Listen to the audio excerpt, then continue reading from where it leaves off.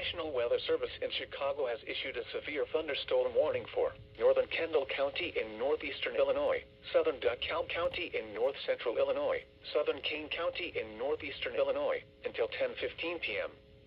At 9:28 p.m., a severe thunderstorm was located over Shibona, moving east at 45 miles per hour.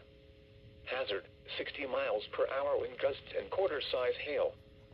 Source, radar indicated. Impact, hail damage to vehicles is expected. Expect wind damage to roofs, siding, and trees.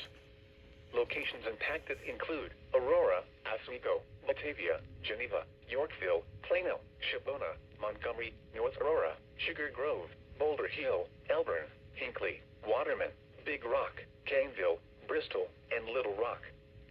For your protection, move to an interior room on the lowest floor of a building.